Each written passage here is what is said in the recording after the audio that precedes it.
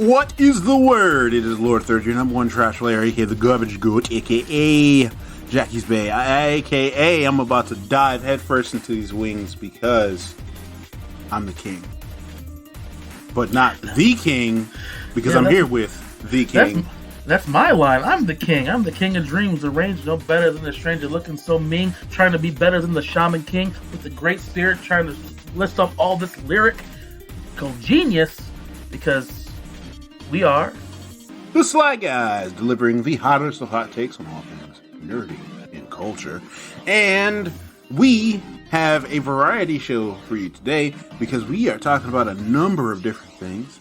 A lot of things have been happening since we've been gone, and you know, I gotta say, like that intro never gets easier. Because guys, I gotta tell you, like we have to really be creative with that, and it's tough sometimes. But yeah, we have a lot of stuff to talk about today because it's not just tough on us; it's tough on the environment. We got a lot of things happening. You got a brand new reboot. Reboots are very popular. I know last time we talked about the He-Man reboot, but we're talking about something a little bit more fun. We got Shaman King. We'll talk about that today. Or I like to call it Speed King, because my God, did they blow through a lot of content in a short amount of time. Watching Shaman King, it was literally just like Netflix was like, okay, you've been here before, you ain't new, you either read the manga or you watched the anime back when Fox Kids had it, let's go. You look at the intro said spoil everything. Look, you think he's an enemy? Nah, he ain't no enemy, he's a friend. Oh, you know, main villain, we normally reveal him halfway through the series? No, first episode. We ain't wasted no time, son, talking about suspenseful to be continued. Fuck that. We are cutting this story beat off right here, finishing it off. Don't even worry about it. How are you feeling about the Shaman King reboot? So, what I will say, so first, if we're going to talk about Shaman King, we're going to have to back it up. We're going to have to back it up to 2001. 20 years ago. Damn, we were old. I know, right? Holy crap. Now just imagine an almost 9-year-old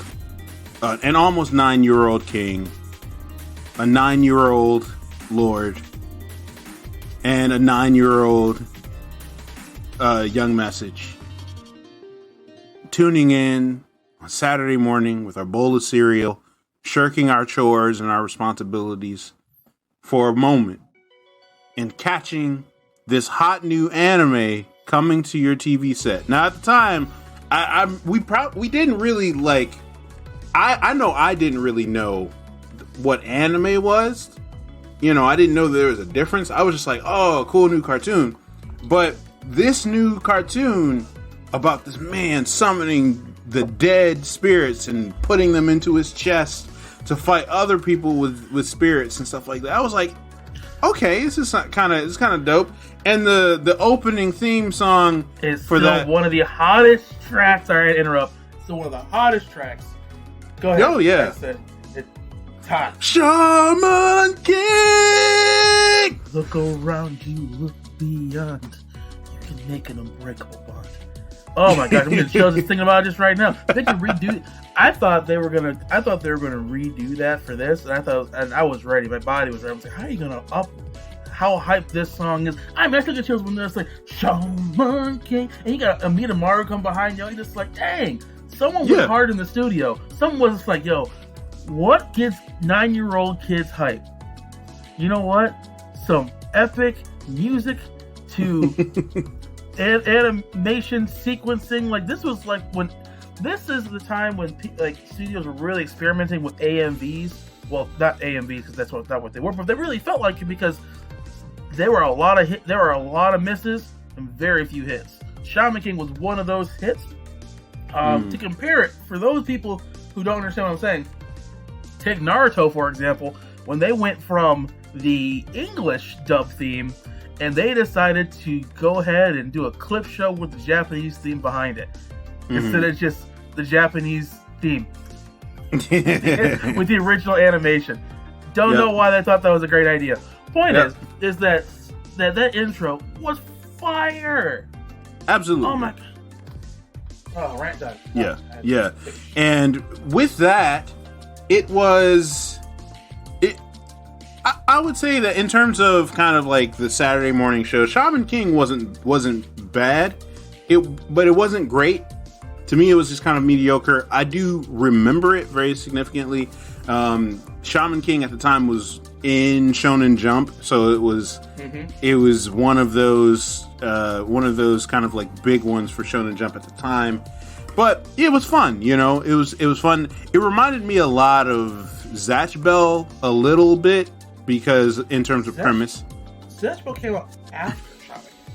Yeah, but I'm saying kind of like they were somewhat contemporary in the whole concept of like, I'm gonna fight you with my like spirit or whatever, and and that whole kind of like this tournament to see who's gonna be the king is it's basically the same story. Yeah, it was the same kind of premise, and then it turns out that like the lead character, the main antagonist is their brother, who like has a tragic backstory where no one likes them.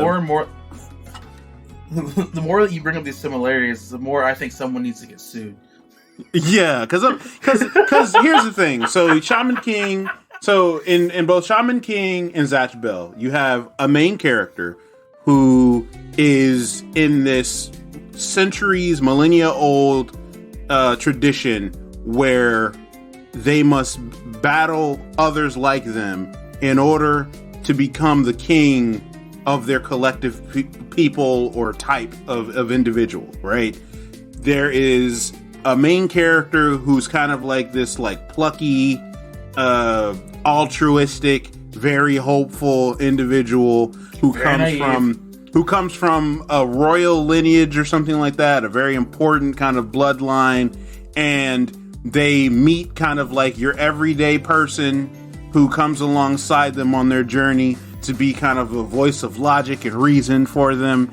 And then you find out part of the way through, or at the very beginning, that they have a brother who was also trying to fight for them, but the brother never had any friends, so they're evil, because that's what separates good people from bad people in shonen TV, is that you have friends or you don't. And and so you fucking shonen with that freaking trope, man. So yeah, Zatch Bell and Shaman King came out around the same time, but I never had like a very lasting. I always remembered Shaman King, you know, and I always wondered kind of like what happened. Years later, I would like go back and see kind of what happened in the manga. This is because I was curious, you know. I was like, oh, I remember that show. And so recently, Netflix released a reboot of the Shaman King anime that is exclusive, quote unquote, to Netflix. And yeah, I would say that this is your typical shonen stuff. And honestly, I watched 3 episodes.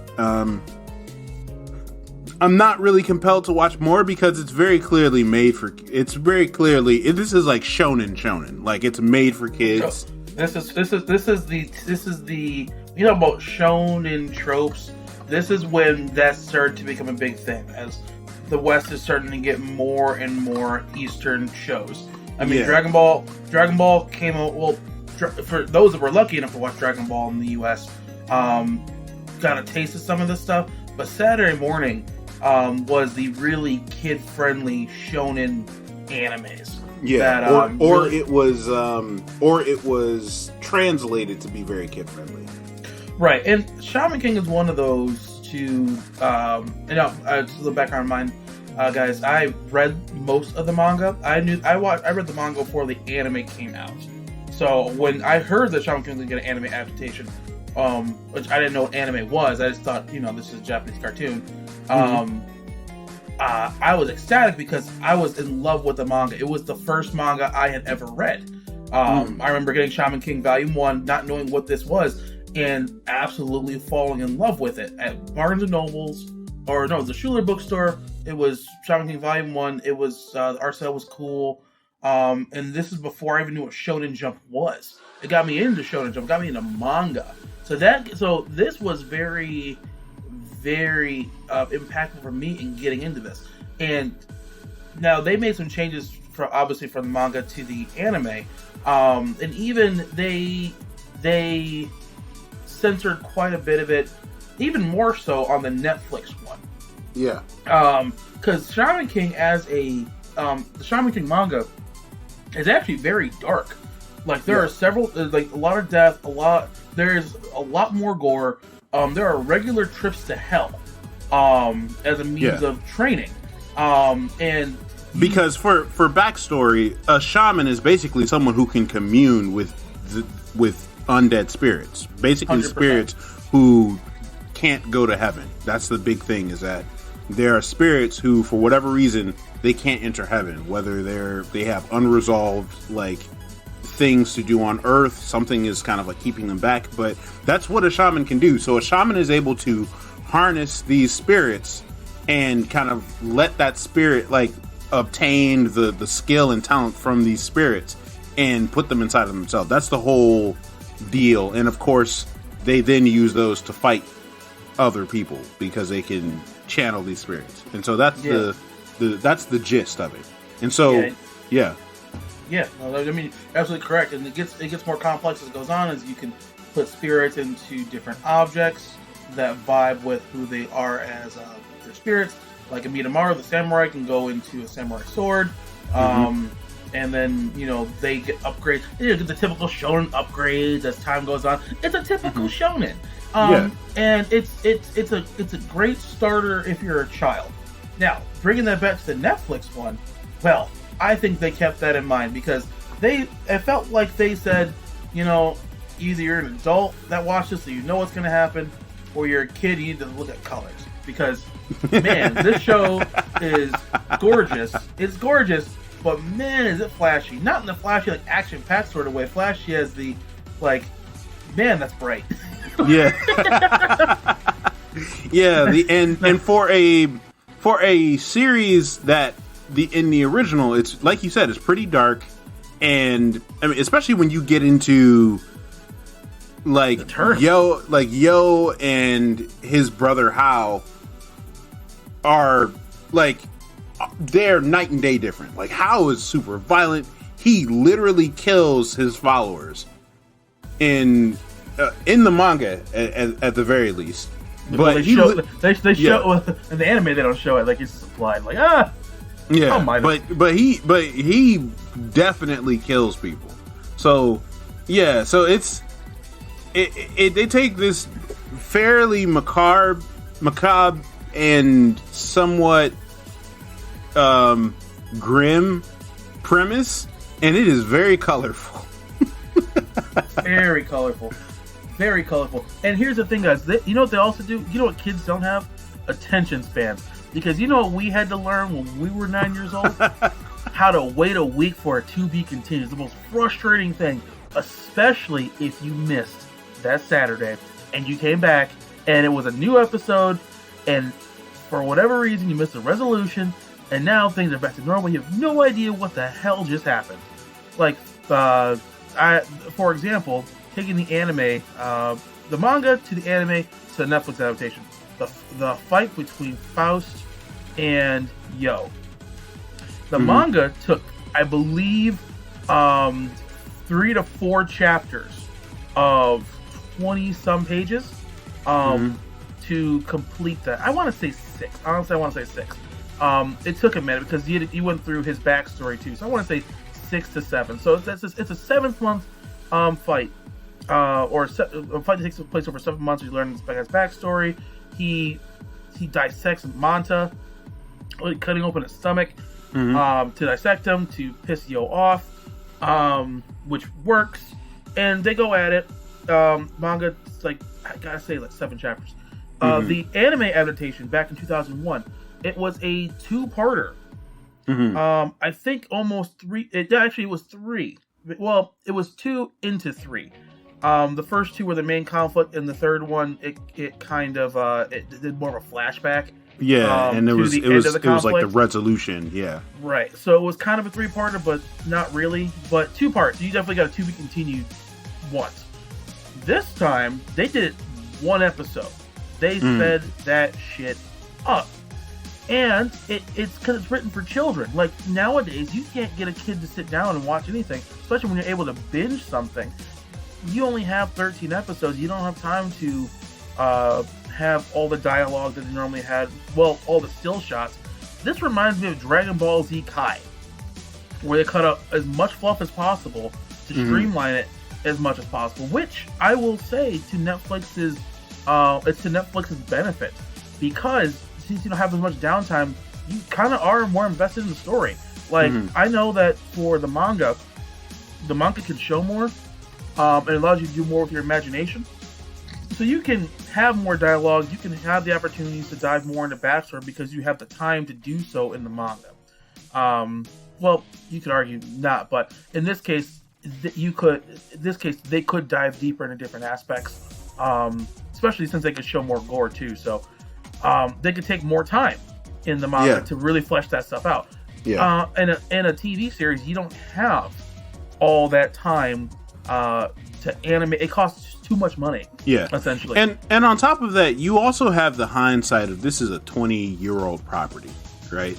So knowing how it ends now, it is a lot easier to cut out things that are kind of superfluous in the grand scheme of things and focus on the things that serve the story the most. And I think that is the thing that you particularly see in this, and Dragon Ball Z Kai is a good example, is a great example, because in Dragon Ball Z Kai, they were like, this is the core elements of the story. Like, the core things that you need to know is that these two people fight, this person dies, this person gets injured, this person gains strength, this person gains this ability, and then this happens. Like, you're able to see that, right, like 10, 15 years later, versus when a lot of these manga are being written, especially for a regular publication like Shonen Jump, where they've got to have a story, they've got to have a new chapter or two every week or every month sometimes. And so depending on what the requirements are,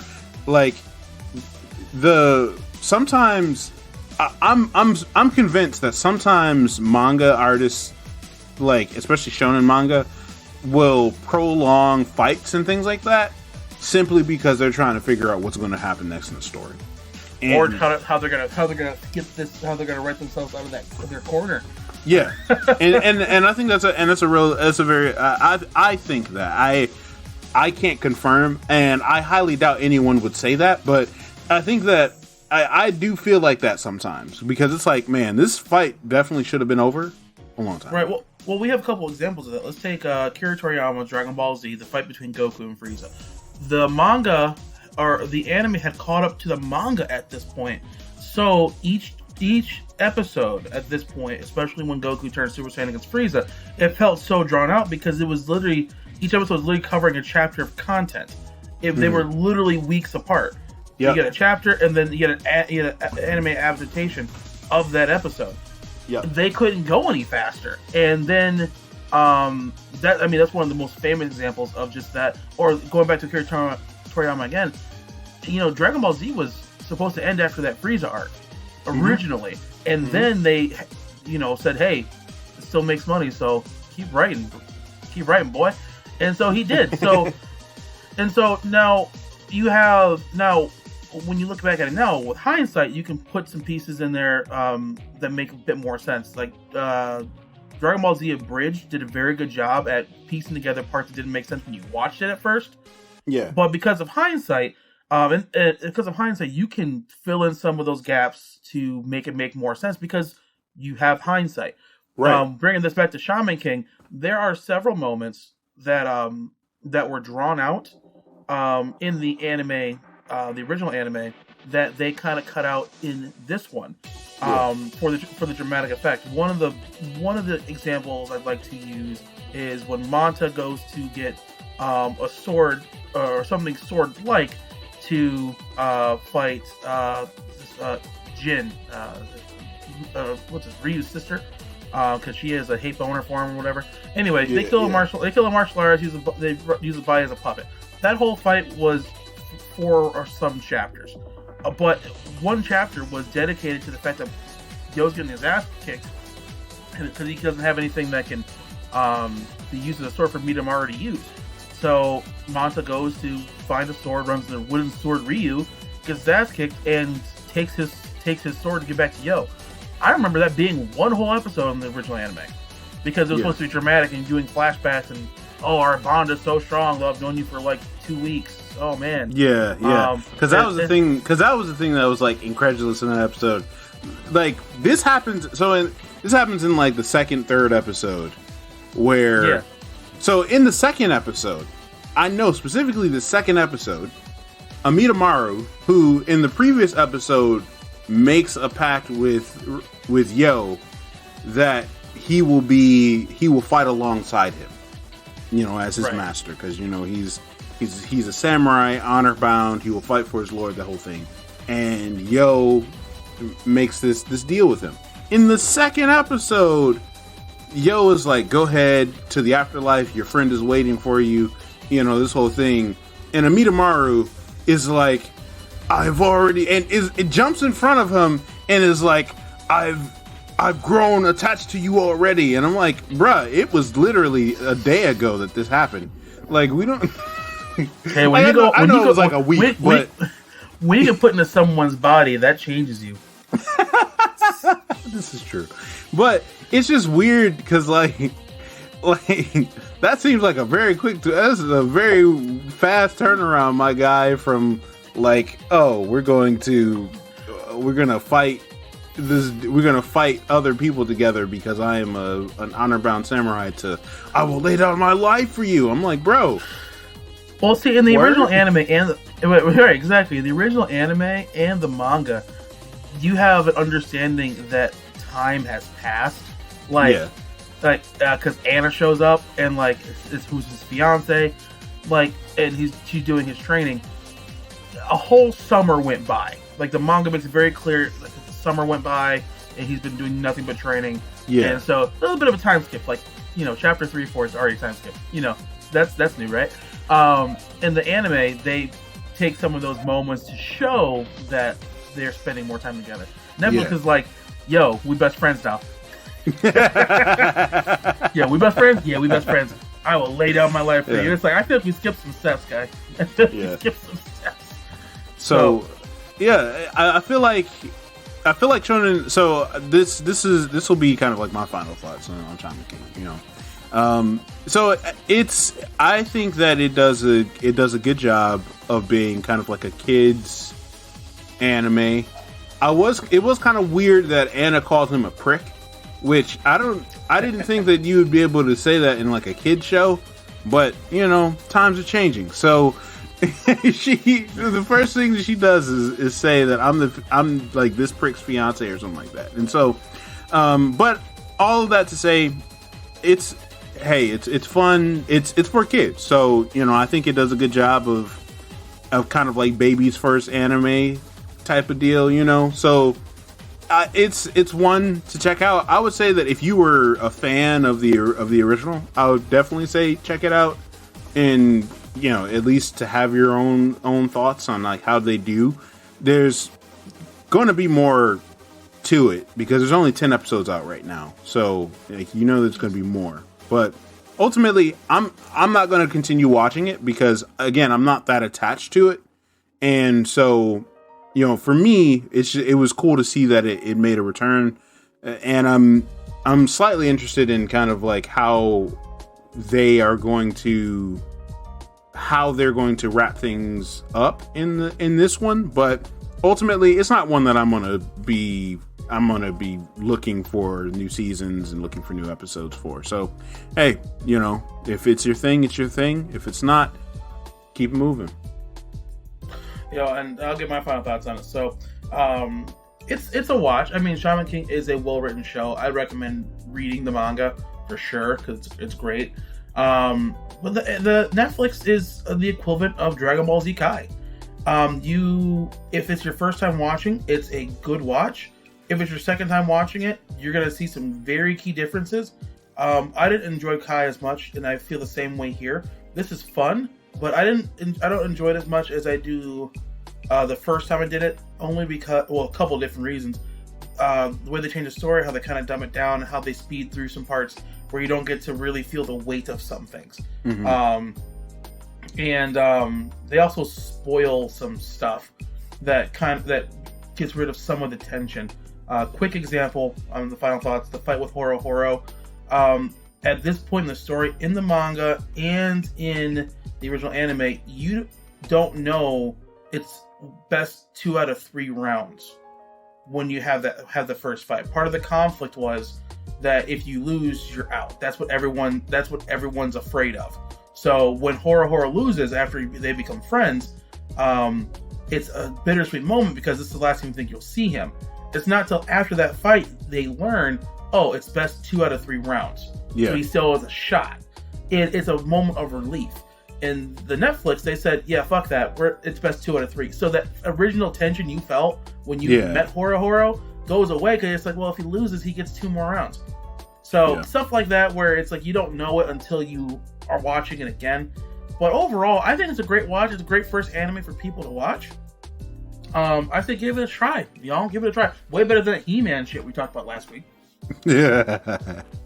Yes, indeed. Better than He-Man, but that is a very low bar.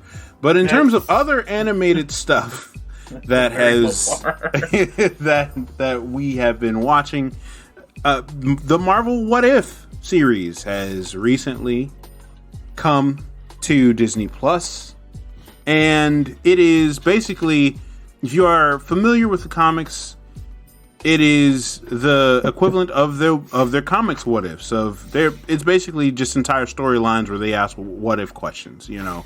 And each episode is kind of its own little vignette of, you know, what would happen in this particular scenario. And yeah, it is an interesting show. So, I mean, King, your thoughts?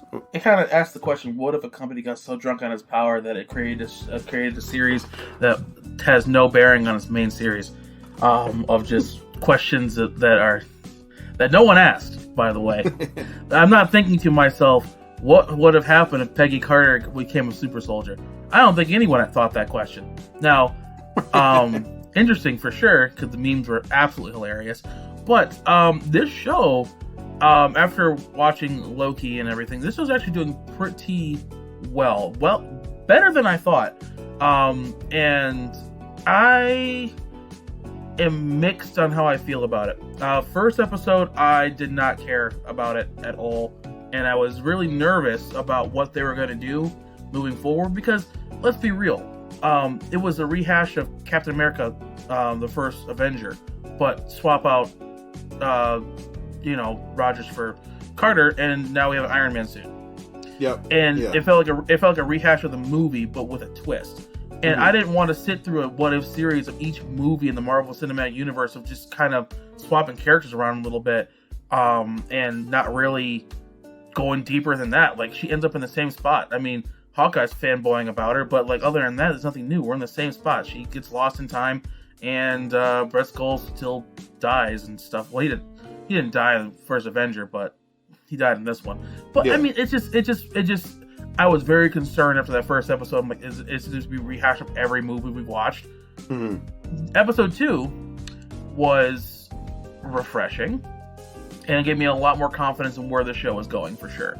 A true what if, and here's where I'll finish my initial thoughts. The what if of cascading choices that have consequences that ripple through the universe. That is, episode 2 really embodies that. Because you really see how one choice could change an entire galaxy, and I believe at the end they, correct me if I'm wrong, Lord, at the end of that episode they allude to the universe died because since Peter Quill was not Star-Lord, he couldn't fight off his father, and since no one could stop his father, he did his plan of bringing everything into Ego. So essentially the world ended after that. They alluded to that. They didn't show it. They alluded to it, so it's up for interpretation. But that's what I'm talking about. One choice changing a ton of different things, and seeing where the consequences lie. So first initial thoughts, it was okay. Second episode definitely saved it for me. I'll go more in detail later on after I hear what your initial thoughts were. Yeah. I mean, I don't really plan on going super in depth in terms of like the episodes. I would, yeah, I'll definitely like mention, you know, some of the parts of the episodes that I enjoyed, but ultimately, I think, yeah, I felt similarly to the way that you talked about, especially that first episode, of like, yeah, it was fun. I think there were some cool action scenes. I don't think that I wasn't particularly sold on the animation. Yeah, some of it seemed a little uncanny, but it was fairly solid. I was surprised that they got so many of the actual actors from the live action MCU. Oh, they did too, didn't they? Yeah, you know, because and I think that was surprising, you know, to me, to see so many of those people in the credits, right? Like, and like big name people coming to voice these characters. Some of them for like 2 lines, right? Like they got Kurt Russell to play Ego, and he literally had 2 lines in the episode that he was in. So I think it was pretty wild, because, you know, they had Haley Atwell, they had Dominic. I forget the guy who plays the young Howard Stark, but a lot of those people. Sebastian Stan played Bucky, and yeah, it's the list kind of just goes on. So with that, it's interesting. Dominic Cooper, that's his name, Dominic Cooper. But yeah, and of course it was also bittersweet, but it was also refreshing in that second episode, because Chadwick Boseman played T'Challa in the What If T'Challa Gets Taken instead of Peter Quill. So I think I felt similarly. I don't have expectations for this, because again, none of this matters, right? Like, it's kind of none of it matters. The thing, it's just, and I think, and that's kind of that's the fun thing about it, is that they can do anything, right? And it's really just kind of entertaining stories where people can just kind of, you know, that's the fun of a What If series. And so that's what, you know, I'm not pressuring myself to, I gotta see the new episode. I'll see it when it comes out. And, you know, I think that's just kind of that's basically where I am in terms of, you know, of the What Ifs. It's fun. I like that they can have fun with it, and you especially see that, I think, in that second episode too. Especially, you see a lot. There was some really fun parts of it. Yeah, I mean, like you got T'Challa that talks Thanos out of his genocidal plan. All it took was a good argument, which, I don't know. I thought we covered that in Infinity War with Doctor Strange, but, you know, I guess Doctor Strange wasn't as diplomatic as T'Challa was, but yeah. or the fact that Nebula is rocking a blonde wig, or essentially we got a Ravager's leverage. We got Ravagers. That could be her natural hair color. You know, we don't. What if? We don't know. What if Nebula had hair? Yeah, like the whole that was just funny to me. But what I will say about that first episode, though, is that it is cool to see Peggy Carter as captain, because Steve Rogers wasn't a soldier, but Peggy Carter was a soldier. She was a fighter. She was a fighter. You know, she was just a woman in World War II. So, like, you know, it wasn't much for her, but I think it was interesting seeing her first outing versus, like, Steve's first outing. And so, and her thing was far more convincing. I really kind of wish that they gave her something different than the shield. I would have liked to have seen, like, you know, here's the thing. We can't really determine what she would have chosen, because I don't know Peggy Carter well enough to, as a character, to say, oh, she would never pick up the shield. Not saying that. So before you flame in the comments, not what I'm saying. Right. What I'm saying is that, like, some of the same beats kind of went in there. Like, for example, why Steve chose the vibranium shield it was because everything else was all big and gaudy. That's not his style. He's a very humble, simple man. That shield represents that.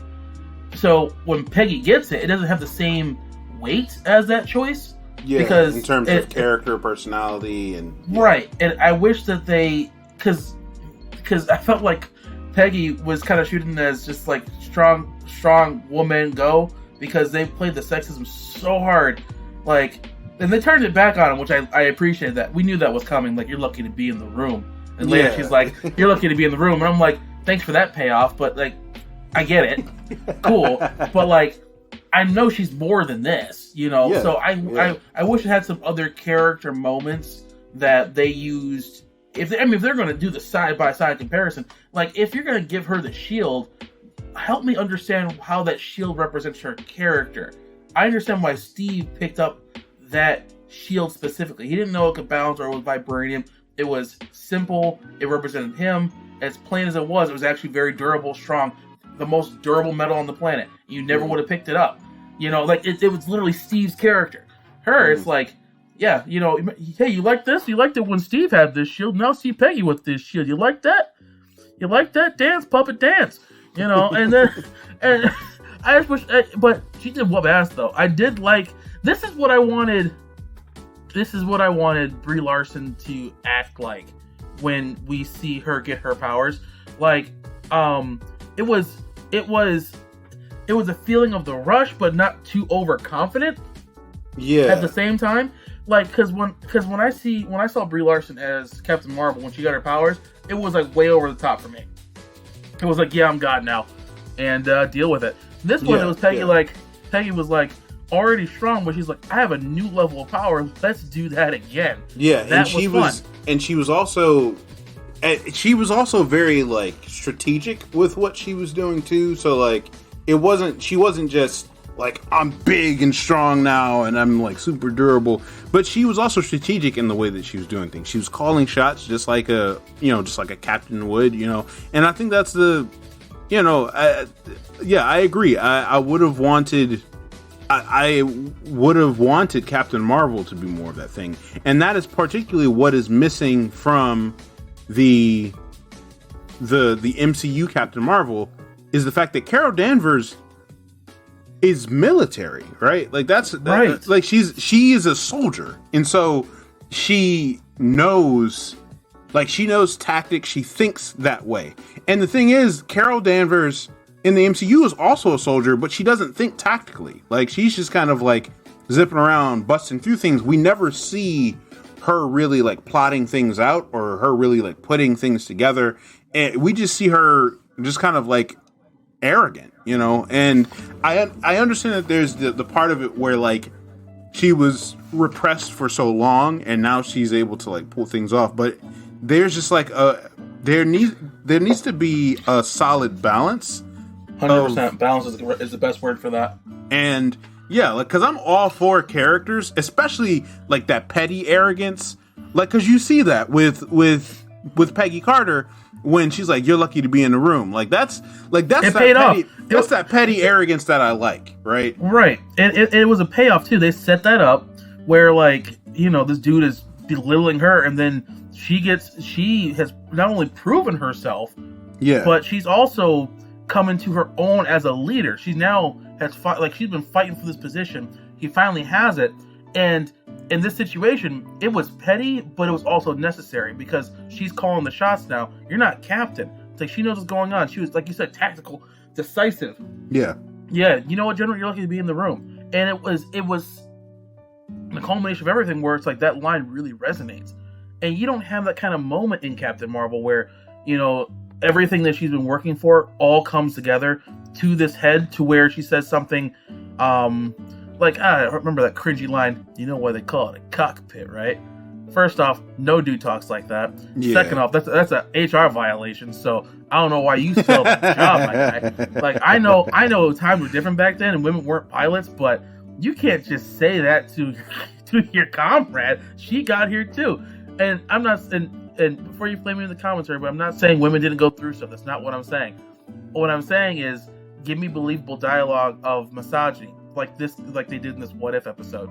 He didn't just say, "Hey, you know why they call it the war room, right? Like, he didn't say something outlandish. Like, it was just like, he didn't say something so outlandish where you're just like, that's just, no one talks like that. He was like, you know why they call it the Big Bang?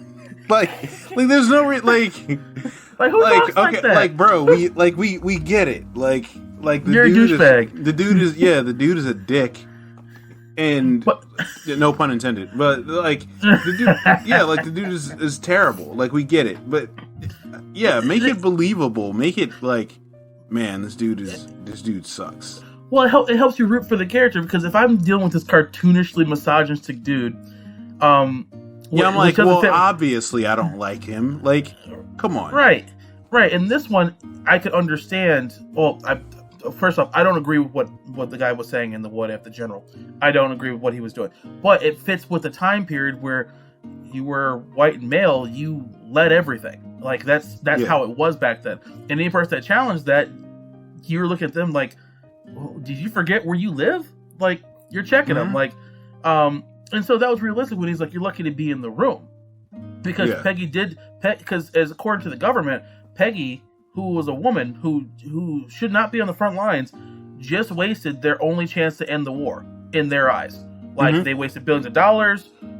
They can't use her in the military. No one's going to follow her. There's a whole cascade of issues. So when he's like, you're lucky to be in the room, you can understand his frustration from his perspective, because you understand, because if you thought about it in his perspective for that time period, don't you agree with him? Again, don't you agree with him? But you understand why he thinks that he just lost billions of dollars in a potential war and millions of lives because his view on women. You compare that to the Captain Marvel cockpit dude, like, you're looking at him just like, dude, that's not how you get laid, bro. Like, I'm like, bro, shut the fuck up. Like, this. It's like the worst pickup line I've ever heard in my life. You know why they call it a cockpit? He put emphasis on it too. And it's like, this is a Disney movie, for Christ's sake.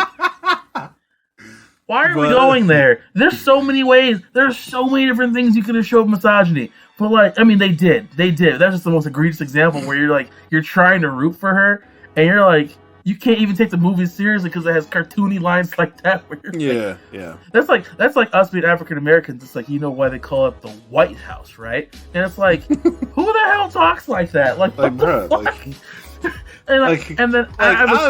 I've seen overt racism before in my life. It is very few and far between.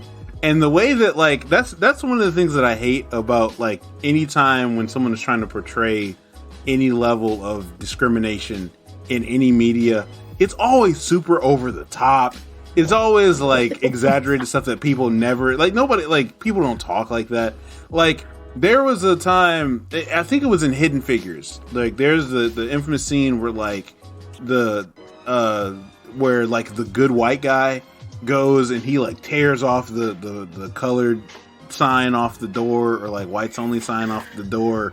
And it's like this whole scene, like 15 seconds of this dude marching down the hallway, shoulders bowed, and he takes the sign, throws it in the trash.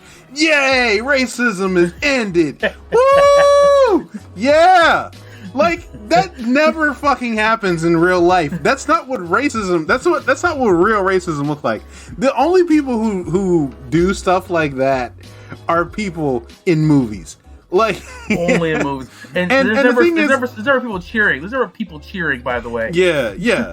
And the other thing too is that, like, when they're showing, like, again, it's kind of like the bad guy in Black Widow, where it's like, bro, like, this is the most like, this is the most like dumb, despicable person in the world, Like, evil people in real life still have some sort of plan. Like, there's a reason why they're doing it.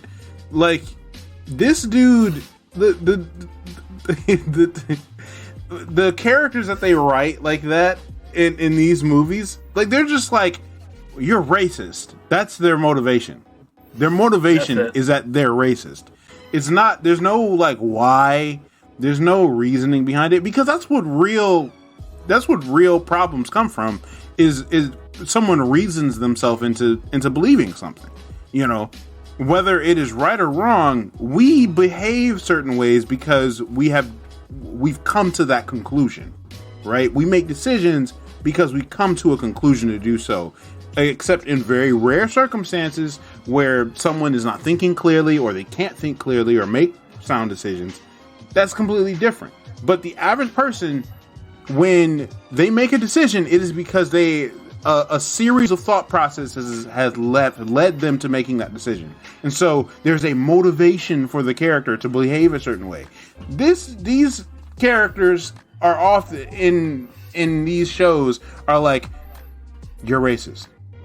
Okay, why am I? You're racist. And then that's their motivation. So yeah, I applaud that first episode of What If for, having it be somewhat believable of how terrible this dude is and how much of an asshole he is. So I mean, like, it only elevates Peggy more because since it's believable when she finally triumphs, we're just like, yeah, that makes sense. And like he did the stereotypical things like, I was for this the entire time. It was my idea. Like, yeah, heard all that stuff before. BS. So I mean, like, What If has some really good moments like that. I mean, the memes were hilarious. Like I guess I have some questions. So why is it that all of a sudden, like, we now have an Iron Man suit? Like yeah, it was like that threw me off. I was like, okay, so you mean you could have always done this? Like oh, I didn't have a power source for it, but you powered the fucking tube that made the super soldier. You mean you couldn't figure out how to power this thing? It brought in more questions for me because I was thinking to myself, I'm like, I can understand Peggy being super soldier and Steve being like, I don't know, like just behind the scenes, just more tactical stuff. like a tactician, developing strategy, a mission planner. Right, he's just a mastermind. He has different ways of thinking about stuff because he's not a soldier. He's a good man, so like he's just good on missions that way. Like he just brings a different perspective. I thought they were going that route because I thought that would have been interesting. She's the brawn, he's the brains, especially for that time period. No one had that, or that wasn't a thing back then, right? I thought that would have been interesting to see how they work together as a team. Can Peggy take his orders or be open to his plan? Can he be confident enough to bring out his strategic brilliance? Because we know Cap is very tactical, and he thinks outside the box. Putting him in an Iron Man suit felt kind of like, what? Because like the whole thing with the Iron Man suit, it kind of took away from it. It took away from it. It really just kind of took away from it, It brings in more questions because the only thing that was supposed to change was that Peggy got the serum instead of Steve. So if that's the only thing that changed, why the hell did Howard Stark make Iron Man? That doesn't make any sense because then that conflicts with the previous movie that we have that's our baseline. Why did he just do that there? Like, Peggy could have easily had an Iron Man suit. And don't tell me that, like, we have the Tesseract. They had plenty of power sources. That wasn't the problem. Like, he didn't even have the blueprints for it. Like, and so, like, it is... That was the weakest part of the episode. He was like, I'm just gonna make this real quick. I'm like, bro, what? It was quick too. It was like Steve was like, hey Steve, I got something for you. Here's Iron Man. And I was like, you gotta be fucking kidding me. I was like, you couldn't think of anything else? Right. What it really was the writers was like, well, we gotta make Steve Rogers relevant to this somehow. No, we don't really. Like, we don't. Like, honestly, I would have liked it more if Steve doesn't get the serum and he just remains irrelevant.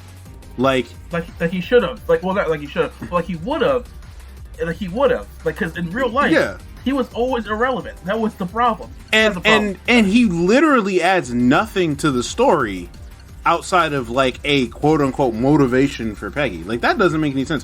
What would have been really interesting was if they didn't have like their romance, love plot, or whatever in that. Like, well, that would have been really interesting. You know why they didn't do that, right? Well, here's my theory. Here's my big brain theory.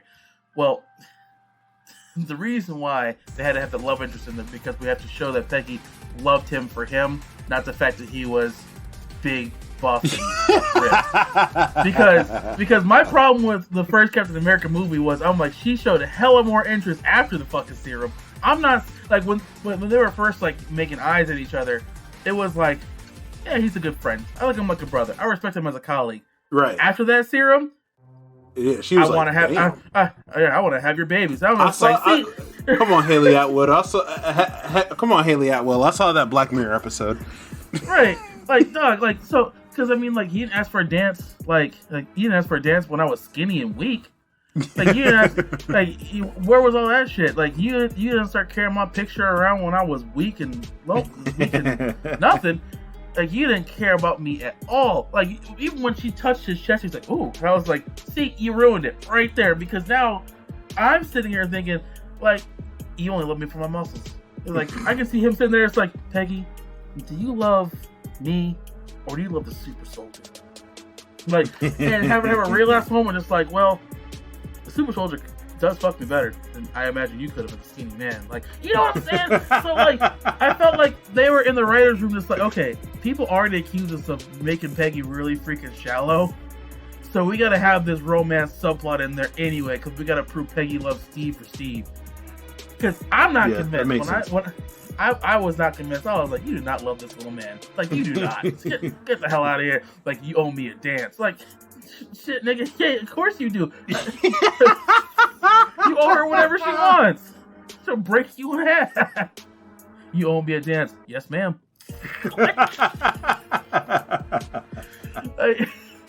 I just... And this was... They're almost even more cringeworthy because they still didn't show more moments of them, like growing more romantically. They are just banking on us knowing these two are supposed to be together at the end. Yeah. So they didn't bother to spend time building that at all, which made it even more unrealistic to me when at the end he's like, he's like, when they do the whole reverse thing and she's like, I had a date. And it's like, I didn't feel that at all. Because at least in the movie, I could see his growing. I knew Steve loved Peggy, but I was always in the fence that Peggy loved Steve. Like, yeah. I knew that one of them loved each other. So, like, I didn't see moments where Peggy was like, I love you, Steve Rogers. Or, like, things that she admired about him. I was like, I see you. And he's like, I see you, too. You big, beautiful, 9 foot tall, muscular. Yeah. I was like, bruh, you could have just, like, yeah, I was sitting there watching it like, bruh, why is Steve here? Besides... I thought they would have killed him. I thought they were going to kill him. I was like, that's interesting. Steve Rogers. And that's the thing that was weird for me is like, why did they leave him alive? Right? Because like James Buchanan makes sense.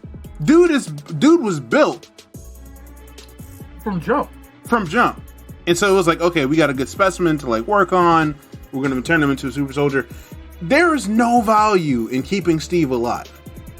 And none. And we forget. Not we forget. Steve was only chosen by the doctor because of his heart. Nothing else.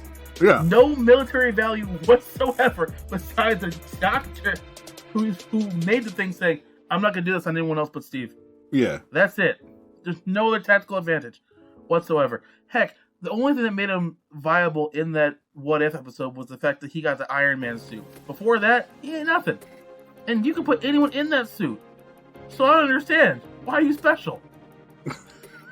Yeah. Anyway, so we say all of that to say, you know, the What If series is fun.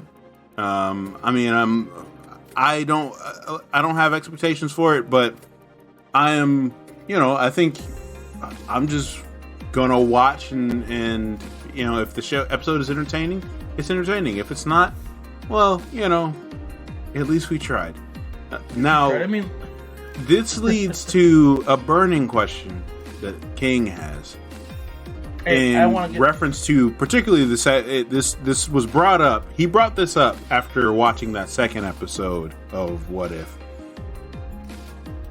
But in thinking about what extraterrestrial has taken the most L's in media, and he posited a very interesting question. A very interesting question. Was it... God, what's his name? He's that irrelevant, people, because I don't know this nigga's name. Look. This guy. Cull Obsidian. Cull Obsidian is the big hammer guy from Thanos' posse, or their Hulk, the Prince of All Saiyans, Vegeta. Not Who King Vegeta, takes- not Planet Vegeta,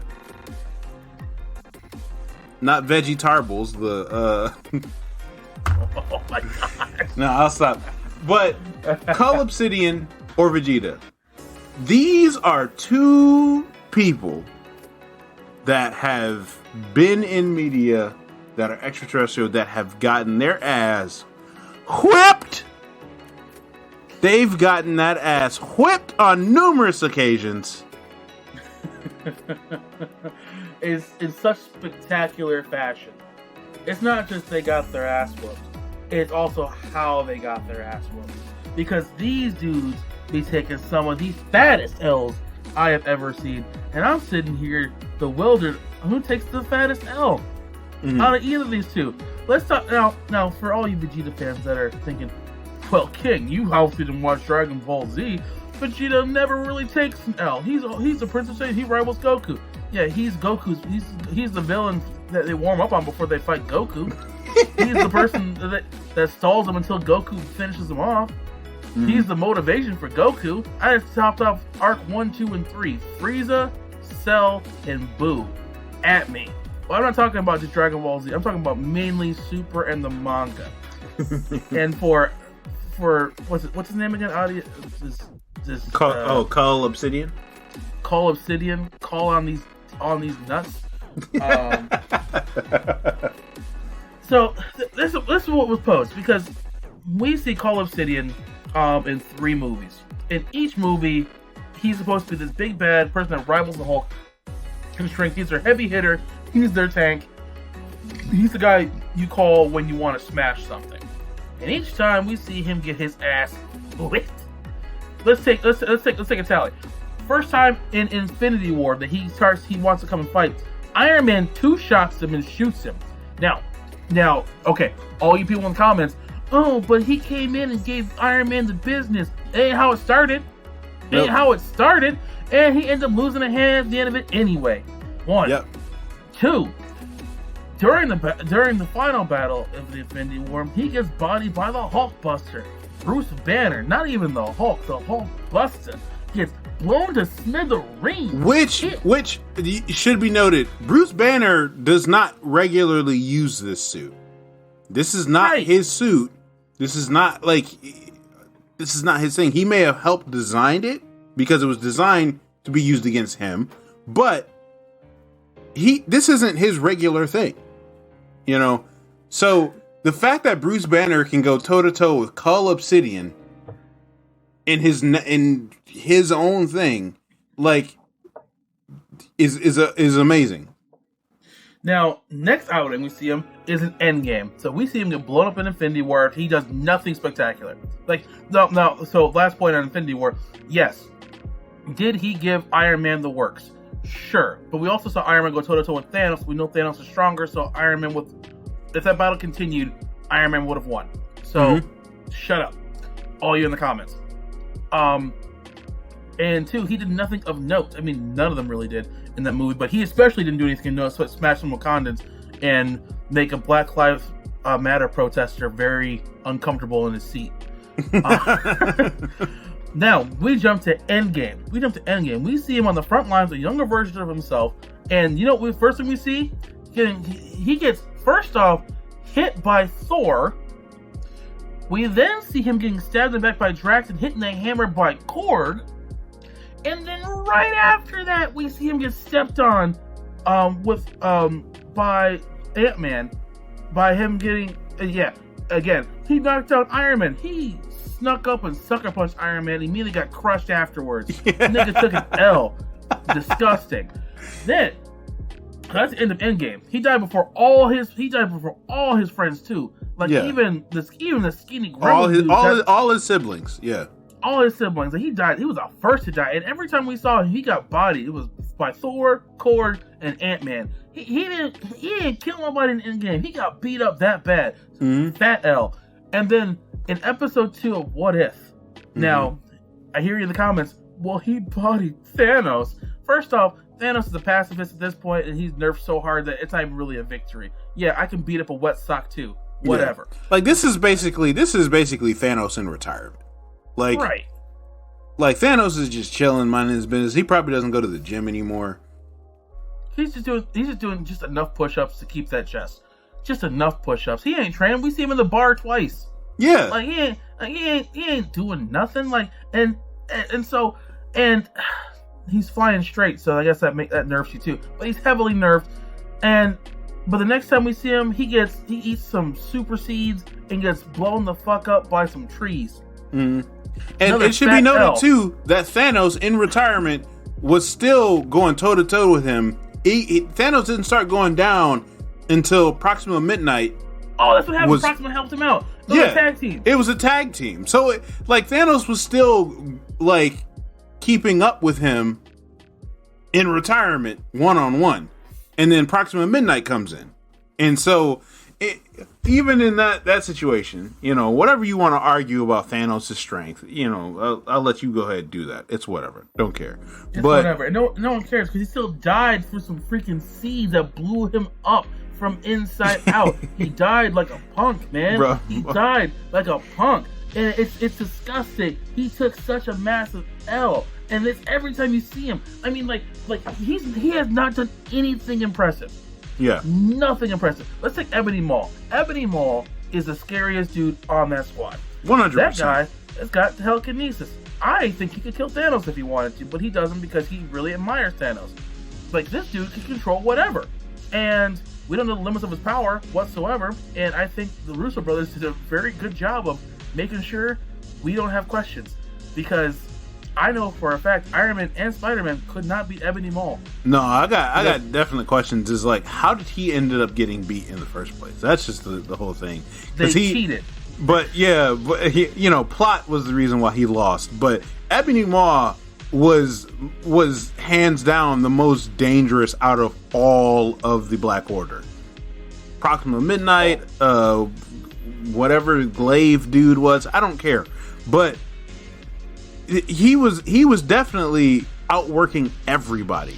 And you also know that he was in charge because he would control Call Obsidian. He would tell the others what to do. So he was in charge. With that being said, the dude is clearly a problem. Multiple people fighting him, and he was going toe to toe with them. He was still beating them.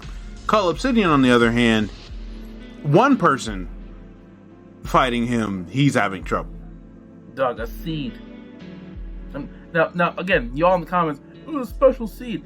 He still took a fat L. Fat L. We're just counting losses at this point. This isn't about the margin of how bad the loss was. It's a loss regardless. And the thing we see him every time we've seen him, he's taken L. Look, give me one scene where he did something important. I'm not talking about killing Wakandans.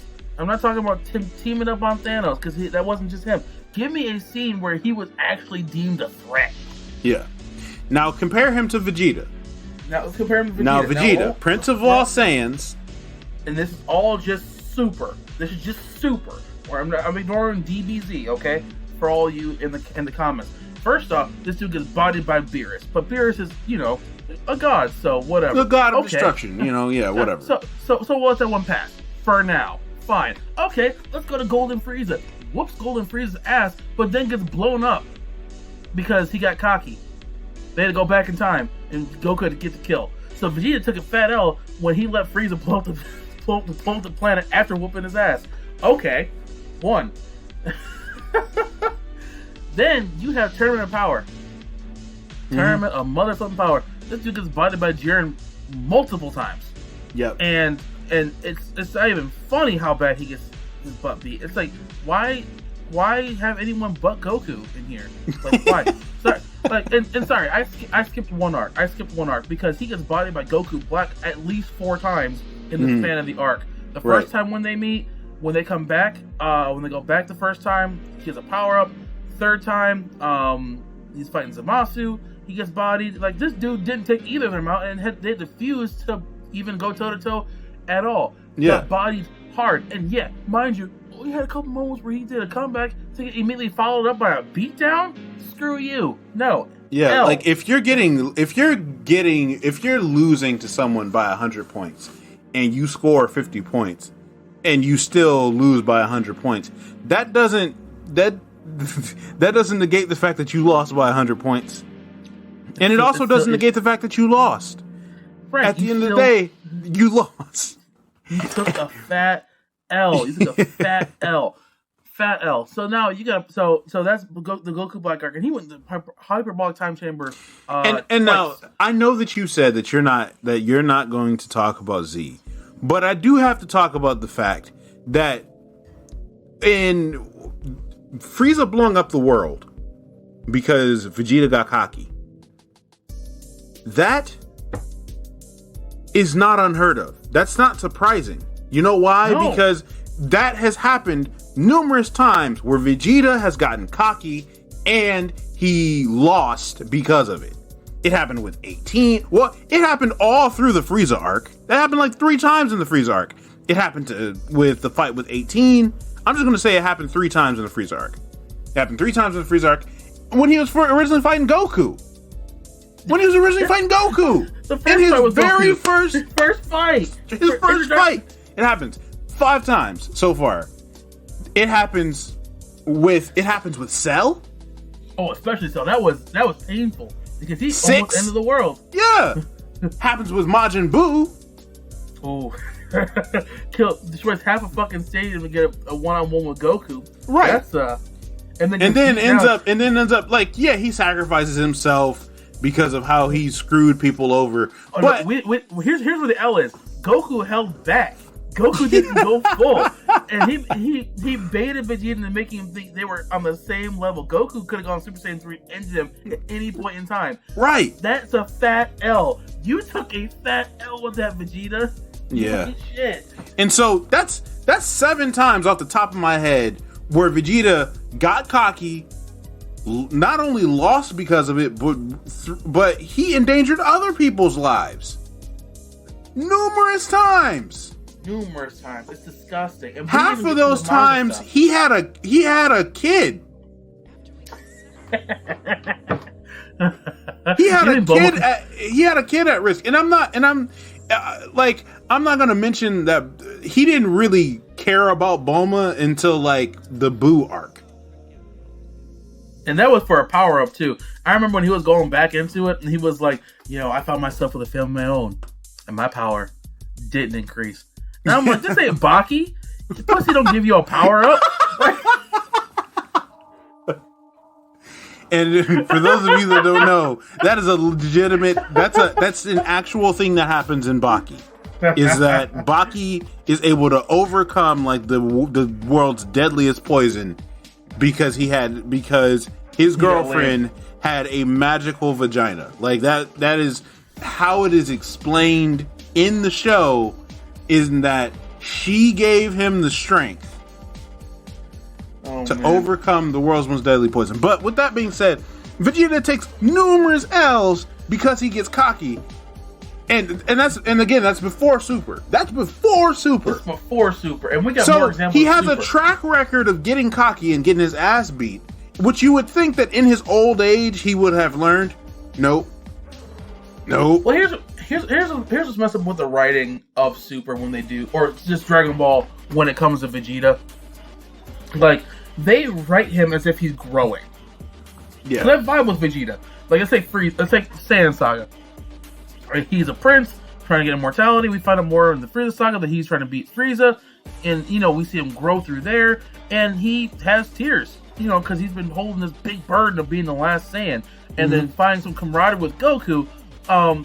Knowing there's another one out there like him, even though he killed he killed Nappa for whatever reason. Then we see him in the Android Saga, where he has to come to grips where he's not the strongest anymore, and he has to literally be with people he thinks less of than himself, and work together as a team.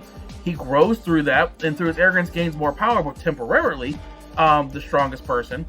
But then realizes that it comes with a price, and that like if you slack and get cocky and stuff like that, it leaves you open.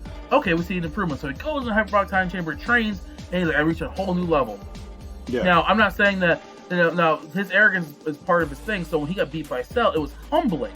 It was humbling because it pays off when he decides to help out Gohan for that win. because he was, it was a mental barrier. He came over. You get to Boo, it comes full circle, because now by the end of that, he's like, yeah, Goku, you're better than me. Then they get to Super. Yeah, all that character development. Yeah, screw all that, man. Yeah, I'm still arrogant. Yeah, babe, when I said I changed, I lied. I still cheated on you. I still let them power off. I'm sorry. I said I wouldn't let them do it again, but I did. And it's just ridiculous that with all of these years of experience, like you've experienced so much life, dude has 2 kids at this point that he's fighting for, right? And at this point he does legitimately care for Bulma, like his now wife, right? Like, so he has people that he's fighting for, people that he is like he stands for, and we're supposed to get the feeling that, okay, he's responsible now, which is more than you can say for Goku, but he's responsible now. That's a conversation for a different time. Yeah, that's a conversation for a different time. But the fact that Vegeta's responsible now, but he still gets so overconfident that he will allow that anyone can get the better of him if they just gas him up. And that's literally it. He just gets gassed up, and then he's like, yeah, I'm the strongest. I'm gonna do this, and then he gets his ass beat. It happens all the time. So here's so back to the original question: who takes the most L's? And I'm gonna add to that, because we know Vegeta takes the most L's because he has more history. I want to know from you guys in the comment section who takes the hardest L's. The hardest. I'm talking. Who takes the hardest L's? Like it's soul crushing. Like, why'd you even show up? Why continue this career? Why, like, you need, like, why, like, just give up, man.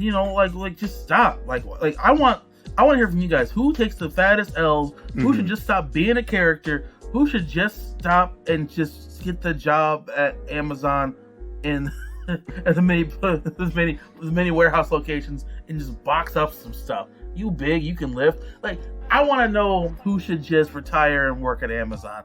Tell me who takes the biggest L in the comment section, please, y'all. And what I'm just gonna say, my 2 cents is that the only thing that you need to know about my answer is that Android 18 kicked Vegeta one time in his arm so hard that he lost all feeling in that arm, and it broke. And Vegeta was reconsidering his entire life from that one kick. That's all that you need to know about my answer. That's all you need to know. I think that you can infer what my choice is from this, but hey.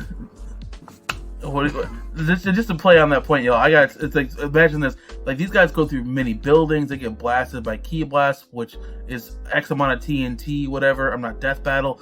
But Android 18 kicks him one time, snaps his arm. Think about that. Oh my gosh, it is.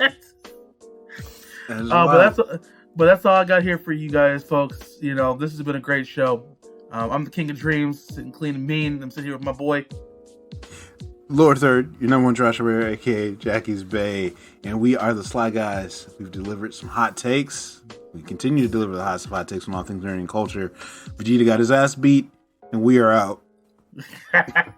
He's out. Oh man.